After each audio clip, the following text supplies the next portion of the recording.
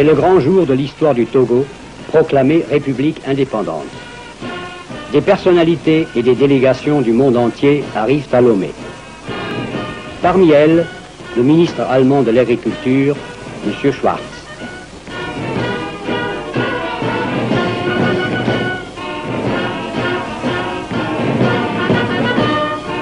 Le ministre fédéral et son ambassadeur, M. von Török, représentant la République fédérale, ont vite établi des contacts cordiaux avec les parlementaires togolais responsables de l'avenir politique du Togo.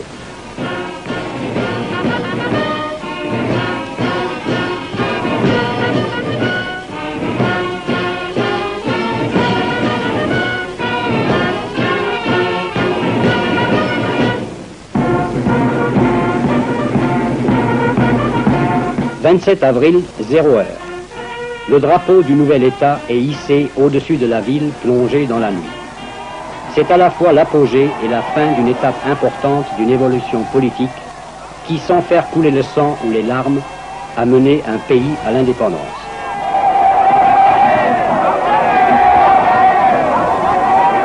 M. Sylvanus Olympio, Premier ministre du Togo, remercie dans son allocution l'Allemagne et la France qui, toutes deux, administrèrent le Togo dans un esprit d'entraide et de compréhension et non en puissance coloniale. Lomé dans la liesse. Devant le monument de l'indépendance, les Togolais fêtent la naissance de leur république.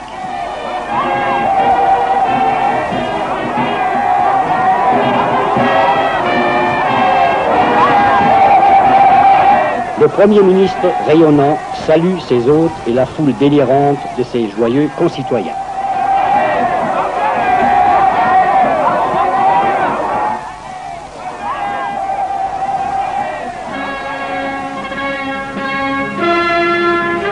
Le monument de l'indépendance, qui associe l'expression vigoureuse de l'art autochtone africain à une réalisation de style moderne, est le symbole de l'orgueil et de la joie de l'œuvre accomplie.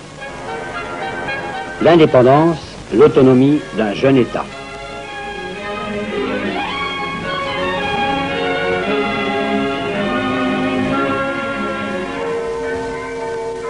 Le passé n'est pas oublié pour autant. Dans la paix du vieux cimetière allemand, on évoque le souvenir des hommes venus en colonisateurs et devenus des amis.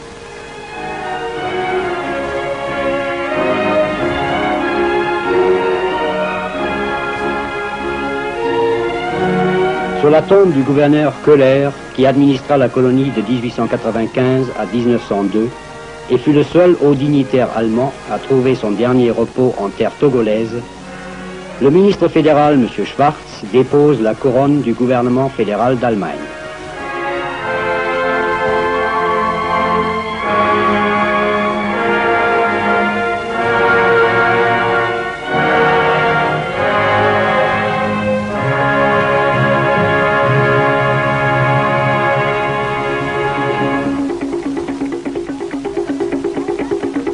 Les tombes sont entretenues avec soin et piété, ainsi que les petits mausolées des chefs et princes de tribus.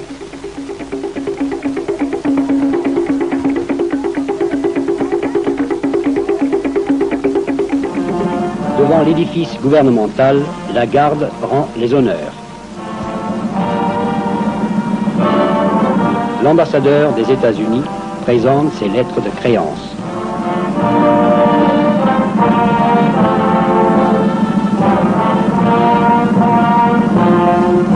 M. Alexandre von Török, ambassadeur de la République fédérale d'Allemagne, accompagné du chef du protocole togolais, reçoit les honneurs de la garde.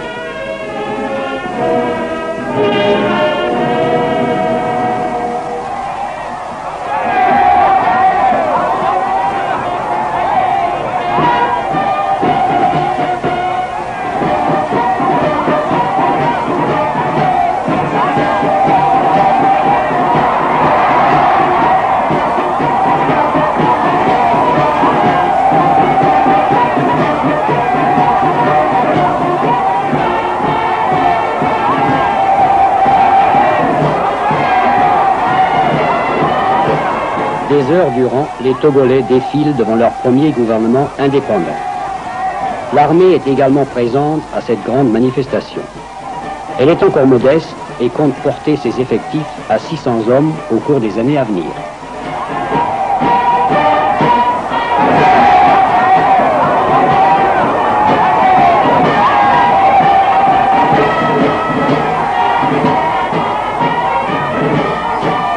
Rois et chefs des tribus regardent passer les brigades des travailleurs représentant les industries nouvelles du Togo.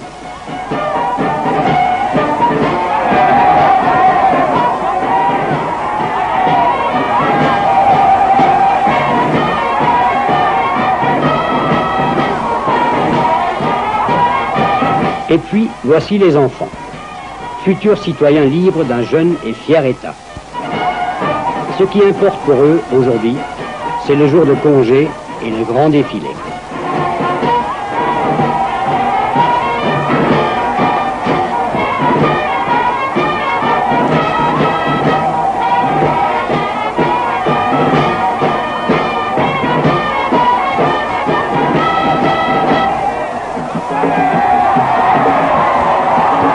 Après avoir parcouru les centaines de kilomètres qui séparent Lomé de leur province d'origine, parfois à la frontière du Dahomey, de la Haute-Volta ou du Ghana, les délégations des tribus arrivent avec toutes leurs pompes coutumières et rituelles qui émerveillent et même étonnent leurs compatriotes du Sud.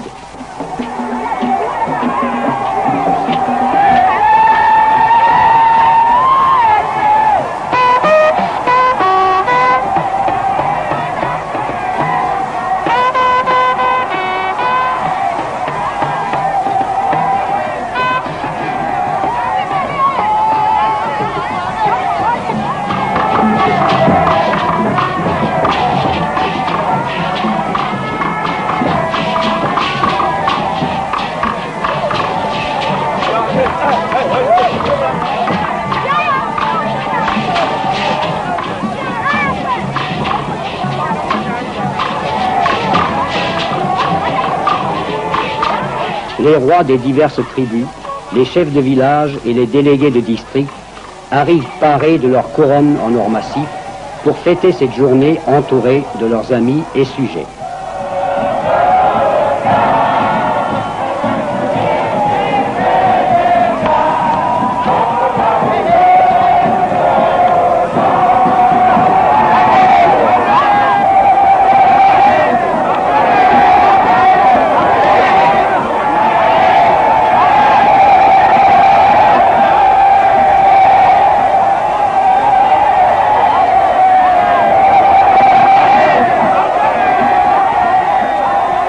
Musiciens, danseurs et jongleurs ont l'occasion de déployer tous leurs talents.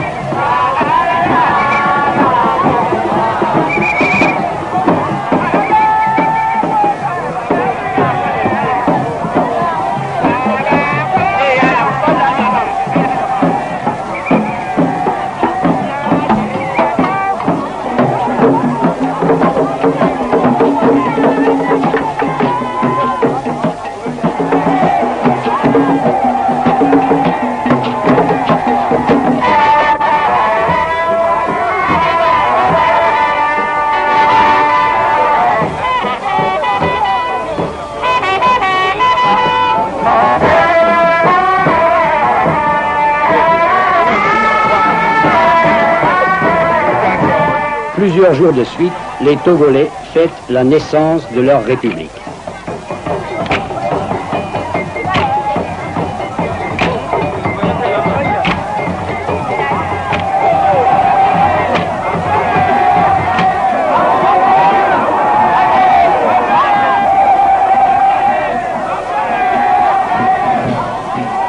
À une garden party, M. Sylvanus Olympio reçoit ses invités.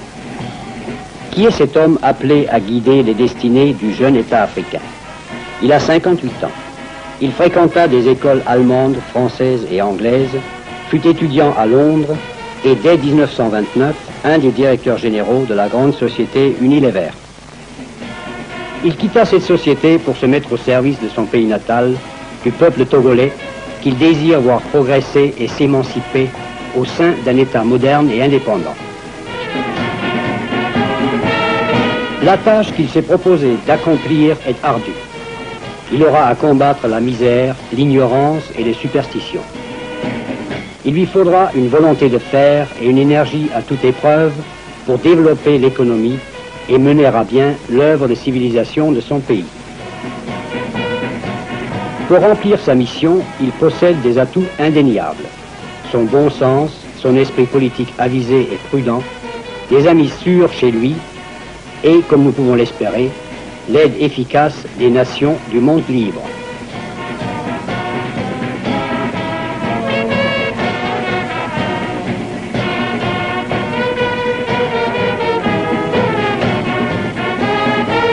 Mais aujourd'hui, les problèmes et les soucis n'ont pas été sortis des tiroirs du bureau ministériel. On jouit de l'hospitalité chaleureuse du Premier ministre.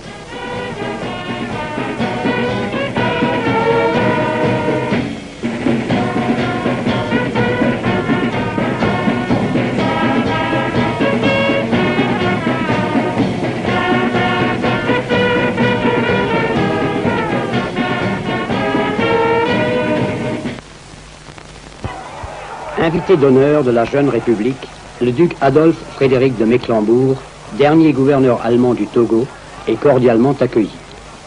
Messager des associations fédérales allemandes de football, il présente leurs vœux et cadeaux aux sportifs togolais.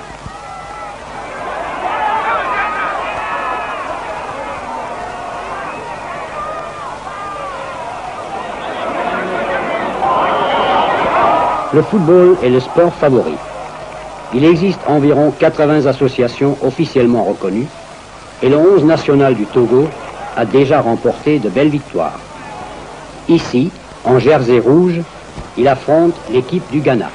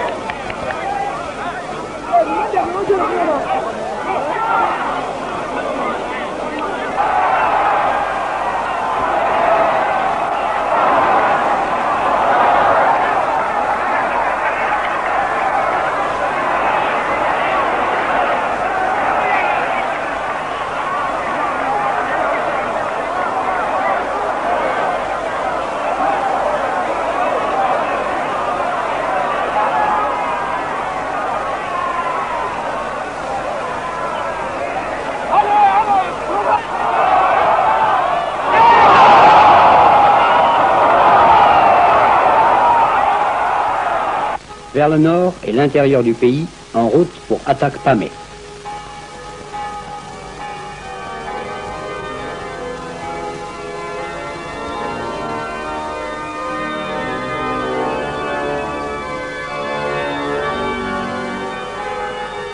Dans la vieille église allemande, les catholiques viennent de célébrer une grand-messe en l'honneur de l'indépendance nationale.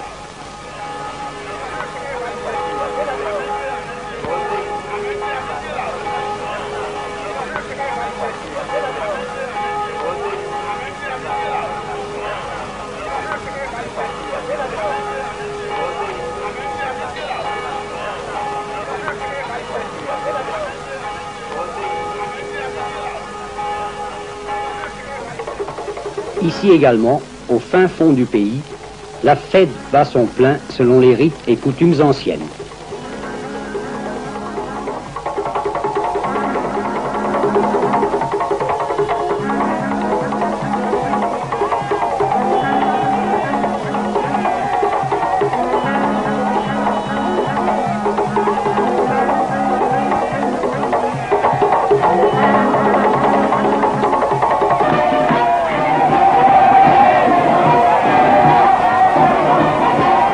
À Amlamé, les gendarmes se régalent de chachlik rôti à la broche.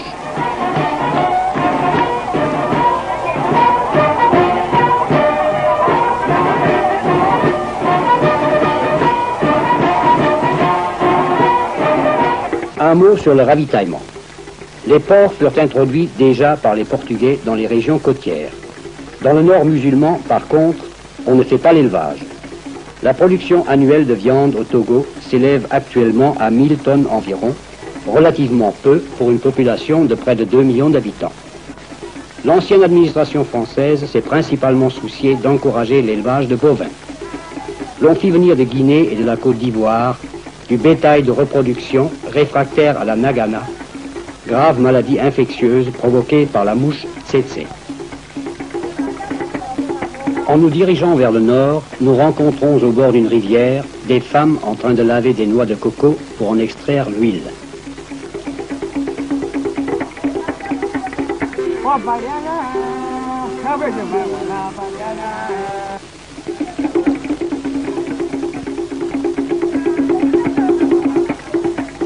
Les plantations de cocotiers au Togo couvrent aujourd'hui une superficie d'environ 6250 hectares. La production a atteint 3520 tonnes en 1957. L'aliment de base des Togolais est toute une variété de céréales de l'espèce du sorgho. Cette culture est la plus étendue des exploitations agricoles. Ici, l'alimentation nous paraît un peu monotone et déréglée. L'ordinaire pourrait être amélioré. Cependant, il serait absolument faux d'imaginer les Togolais et d'autres peuplades et tribus de l'Afrique occidentale sous-alimentés. On compte 4000 calories en moyenne par habitant et par jour, ce qui est appréciable. Au marché, parmi d'autres denrées, se débite la canne à sucre. Aux abords du marché, voici une coiffeuse à l'heure. Avec art et dextérité, elle tresse les mèches de cheveux de sa cliente en petites torsades raides et effilées pour la rendre plus séduisante. Les professions artisanales, comme celles de tailleur, de menuisier, de serrurier, de cordonnier, sont établies avec les Européens. Partout aujourd'hui, l'on trouve des petites entreprises artisanales, comme ce chantier où l'on façonne des briques en terre glaise, comme au temps des ancêtres.